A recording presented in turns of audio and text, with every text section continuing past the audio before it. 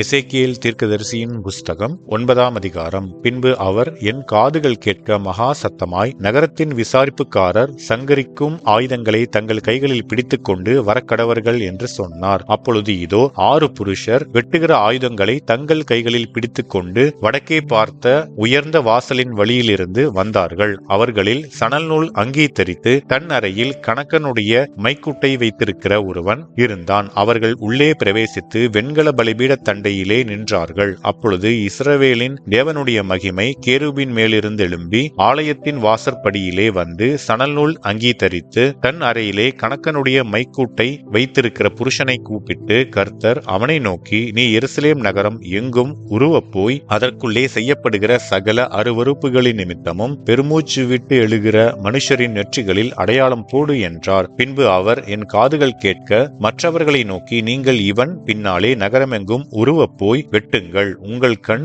தப்பவிடாமலும் நீங்கள் இறங்காமலும் முதியோரையும் வாலிபரையும் கன்னிகைகளையும் குழந்தைகளையும் ஸ்திரீகளையும் சங்கரித்து கொன்று போடுங்கள். அடையாளம் போடப்பட்டிருக்கிற ஒருவனையும் கிட்டாதிருங்கள். என் பரிசுத்த ஸ்தலத்திலே துவக்குங்கள் என்று என் காதுகள் கேட்க சொன்னார். அப்பொழுது அவர்கள் ஆலயத்துக்கு முன்னே இருந்த மூப்பரிடத்தில் துவக்கம் பண்ணினார்கள். அவர் அவர்களை நோக்கி, நீங்கள் ஆலயத்தை தீட்டுப்படுத்தி பிரகாரங்களை கொலையுண்டவர்களாலே நிரப்பி புறப்பட்டு போங்கள் என்றார். அவர்கள் நகரத்தில் போய் வெட்டினார்கள். அவர்கள் வெட்டி கொண்டு போகையில் நான் மாத்திரம் தனித்து முகங்குப்புற விழுந்து, கர்த்தராகிய ஆண்டவரே, தேவரீர் எருசலேமின் மேல் உமது உக்கிரத்தை ஊற்றுகையில் இஸ்ரவேலின் மீதியானவர்களை எல்லாம் அழிப்பீரோ என்று முறையிட்டேன். அதற்கு அவர், இஸ்ரவேலும் யூதாவும் ஆகிய வம்சத்தாரின் அக்கிரமம் மிகவும் பெரிது. தேசம் இரத்த பலிகளால் நிறைந்திருக்கிறது. நகரமும் மாறுபாட்டினால் நிரப்பப்பட்டிருக்கிறது. கர்த்தர் தேசத்தை கைவிட்டார், கர்த்தர் பார்க்க மாட்டார் என்று சொல்லுகிறார்கள். ஆகையால் என் கண் தப்ப விடுவதும் இல்லை, நான் இரக்கஞ் செய்வதும் இல்லை.